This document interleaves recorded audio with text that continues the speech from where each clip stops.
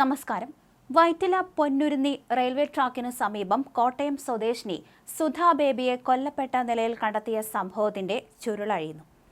കേസിലെ പ്രതിയായ റിട്ടയർഡ് ഹൈക്കോടതി ഉദ്യോഗസ്ഥൻ ഷാജിയെ പോലീസ് ഇതിനോടകം തന്നെ അറസ്റ്റ് ചെയ്തു.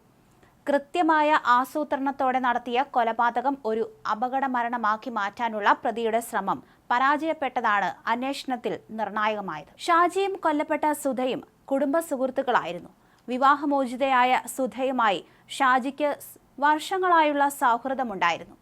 സുധ വിവാഹമോചിതയായ ഘട്ടത്തിൽ തുടങ്ങിയ സൗഹൃദം പിന്നീട് വളർന്നു. ഈ ബന്ധം വീട്ടിൽ അറിയിക്കുമെന്ന് ഭീഷണിപ്പെടുത്തിയതോടെ സുധയെ ഒഴിവാക്കാൻ ഷാജി തീരുമാനിക്കുകയും ചെയ്തു. എന്നാൽ കുറെ കാലമായി സുധയെ ഒഴിവാക്കാൻ ഷാജി ശ്രമിച്ചിരുന്നതായി പോലീസ് പറയുന്നു.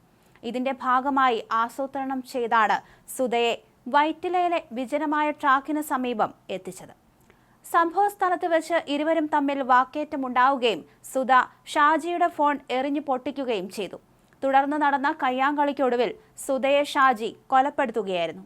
അടുത്തുകൂടി യുവാക്കൾ നടന്നുപോയപ്പോൾ സുധ ശബ്ദമുണ്ടാക്കാതിരിക്കാൻ വായും മൂക്കും പൊത്തിപ്പിടിച്ചപ്പോൾ മരണം സംഭവിച്ചു എന്നാണ് ഷാജി പോലീസിനോട് പറഞ്ഞത്.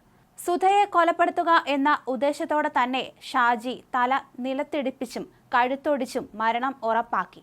സുധയുടെ മുഖത്ത് ഗുരുതരമായ മുറിവുകളുണ്ടായിരുന്നു. കൊലപാതകത്തിന് ശേഷം സുധയുടെ മൃതദേഹം ട്രെയിൻ തട്ടി മരിച്ചതാണെന്ന് വരുത്തി തീർക്കാൻ ഷാജി റെയിൽവേ ട്രാക്കിലേക്ക് വലിച്ചിട്ടു. എന്നാൽ ഇയാൾക്ക് പറ്റിയ വലിയ അബദ്ധം ആ ട്രാക്ക് നിലവിൽ ട്രെയിനുകൾ ഓടാത്ത ഒന്നായിരുന്നു എന്നതാണ്. മൃതദേഹം ട്രാക്കിൽ കിടന്നിട്ടും ട്രെയിൻ കയറാത്തത് പോലീസിന് സംശയത്തിന് ഇട നൽകി.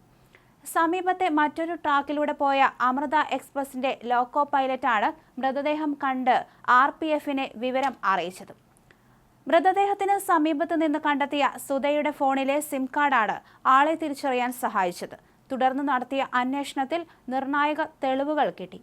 രാത്രി 11:30 ഷാജിയും സുധയും കാറിൽ വന്നിറങ്ങുന്നതിന്റെയും പിന്നീട് ഷാജി തനിച്ച് മടങ്ങുന്നതിന്റെയും ദൃശ്യങ്ങൾ പോലീസിന് കിട്ടി. ഫോൺ സ്വിച്ച് ഓഫ് ചെയ്ത് ഒളിവിൽ പോകാൻ ശ്രമിച്ച ഷാജിയെ കാക്കനാട് വെച്ചാണ് പോലീസ് പിടികൂടിയത്. ഹൈക്കോടതിയിൽ നിന്ന് വിരമിച്ച ഉദ്യോഗസ്ഥനാണ് ഷാജി. ഭാര്യയും 2 മക്കളുമുള്ള ഇയാൾ സുധയുടെ കുടുംബവുമായി അടുത്ത ബന്ധം പുലർത്തിയിരുന്നു.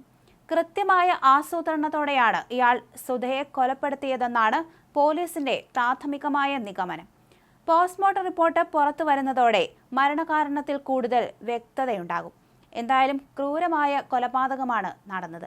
ഇന്നലെ ഉച്ചയോടുകൂടിയാണ് ഇത്തരത്തിൽ മൃതദേഹം കണ്ടെത്തിയെന്ന വാർത്ത വന്നത്. പിന്നീട് 30-35 വയസ്സിന് ഇടയിൽ പ്രായം വരുന്ന സ്ത്രീയുടേതാണെന്ന് കണ്ടെത്തുകയായിരുന്നു. സുധയ്ക്ക് 46 വയസ്സാണ്.